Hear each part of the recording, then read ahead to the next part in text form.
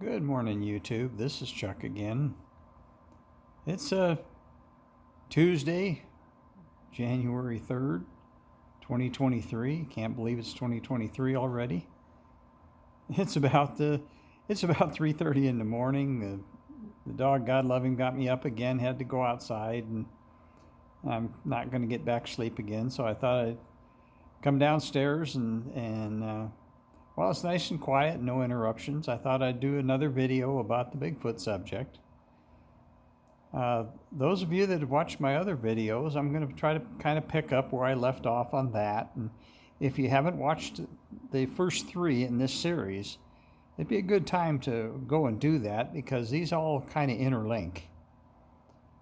So with that, let me go ahead and pick up where I left off. When I was talking last time, I talked about various benchmarks and getting to know the Sasquatch people and terms that they use and about accepting and tagging and even adopting at some point. And one thing I neglected to mention was that somewhere during your journey where you're getting to know them, if you ask them, they will assign you a teacher. All of us in the little core group that go out have all been assigned teachers. And my teacher's name is Kim Yang. It's a male. I don't know for sure how old he is.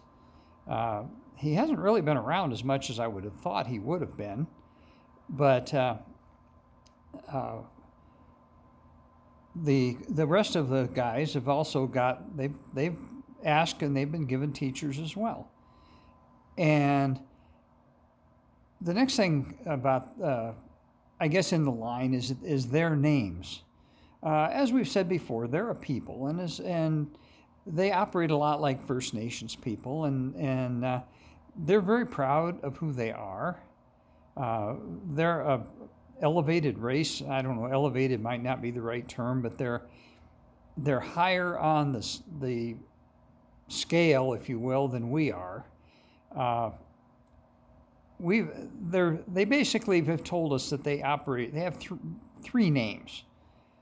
One would be their formal name, and then they have their everyday name that their family calls them, and then they also have nicknames. And some of the nicknames they use are names that are simple for us to understand. It's not necessarily for them to understand. Some of their formal names we actually cannot pronounce. We've been told that. And their family names are usually something simple.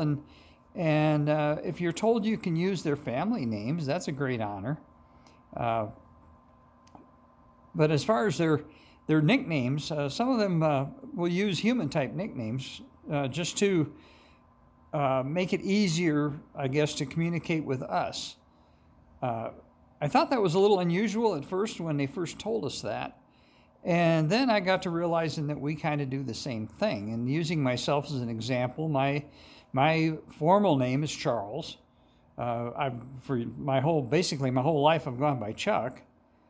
And then my wife, she calls me honey and that sort of thing. And so it's not really all that unusual. I think sometimes they come up with a name kind of on the spot when they're dealing with us, just to make it simple for us to communicate with them. And I'll give you an example of that. When I was over in New Mexico a while back, the one night I got what I call the hi we're here tingle. And basically what that is it's a little feeling you get in their head when they come around. And I responded back to that. And initially, frequently what happens is you don't get anything, but you get a feeling of confusion and uncertainty. And basically what happened there is that the ones that contacted you, or the ones that you responded back to, are young ones. And they're surprised that somebody knew they were there and talked back to them, and they don't know what to do. And so they go report back to the older ones, and the older ones will come down and see you, and to confirm that you're actually there. And I had this happen over in Glenwood when I was over there this last time. And that individual there, when he came back, and I had more of a solid contact. And once again, as I've said in previous videos, once you learn how to do this and learn how to recognize it, you can tell. They have their own kind of signature when they contact you. And anyway, I responded back to this one and said, yeah, I what's your name? And he told me very simply, he says, call me Tom. Well, I don't think for 1 minute that his name is Tom. I think that was just a name that he told me that I could call him to refer to him. And basically what he did in that particular case is he confirmed that I was there, and he confirmed that I knew they were there. And then after that, he kind of backed off, and I didn't really have a lot more contact over there. I wasn't there long enough, really.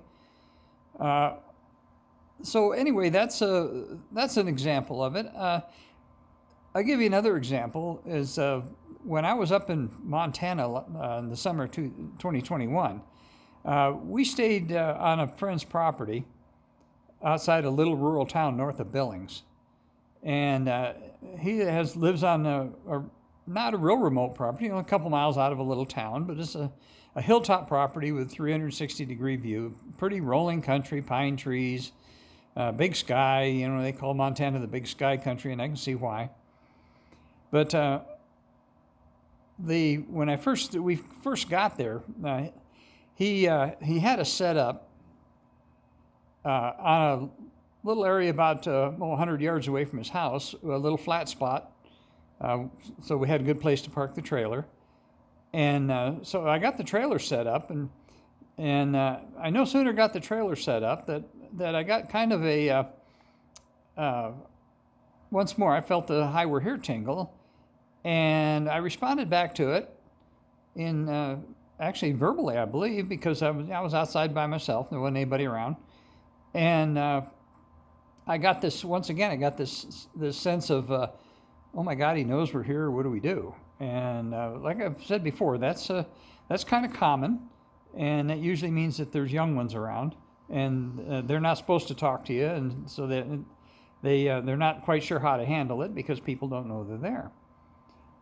And so I responded back to that, and they left. They apparently went and they told the elders. They said, hey, there's this guy here that knows we're here. And later on that evening, I had a solid contact. And when I responded back to it, and at that time I was doing it just with my mind. I was actually inside my trailer, sitting in my trailer, and I got this contact. And so I said, do you want me to come outside? And I got an affirmative. So I got up and I went outside and sat in my chair outside, and it was a nice evening. And the moon was coming up, and I was sitting in the shadow of my trailer. Well, about 40 feet away, in bright moonlight, I see a distortion, very clear. As I said on the other videos, you can see them once you train yourself to look for them. Well, there was a distortion or a cloaked individual there, and so I started talking to this cloaked individual, and I asked for a name, and the name I was given was Lurasa. And so I had some contact with Lurasa, and Lurasa basically came to check me out to see if, yes, indeed, I did know they were there. And we were only there for 2 nights, and the second night, Lurasa was back, and I wasn't quite sure with a name like that. I wasn't quite sure whether I was dealing with a male or a female. And so that second night, right in the middle of the night, I got woke up and, wide awake. I think it was 1:30 in the morning. I looked at my watch, and I could feel a very, very strong presence. And so I asked, I said, who is this? Because it didn't feel the same as when Larasa talked to me. And I had an elder speak to me, and he sounded a very Native American. He sounded very, very old and wise. And he told me three things. And the three things he told me, number one, he said, Larasa is a female. This is our home. We've lived here for 1,000 years. I tried to respond back to him. I asked him his name. He declined to tell me. But that was a good example of a contact. They knew that I knew that they were there. I guess they knew who I was. They probably somehow, however they do it, they vetted me. And they told me that was the information they gave me. It's just an example of some of the names. I've gotten over 70 names, and some of the other ones of our group have also gotten names. I've had them tell me the names of their children because they're proud of their children. And I'm coming up on 12 minutes now. This is kind of long, so I think I should wrap this up at this time. I'll do another one here with another aspect of dealing with the Sasquatch people or understanding the Sasquatch people. But for now, I think I'm going to wrap this one up.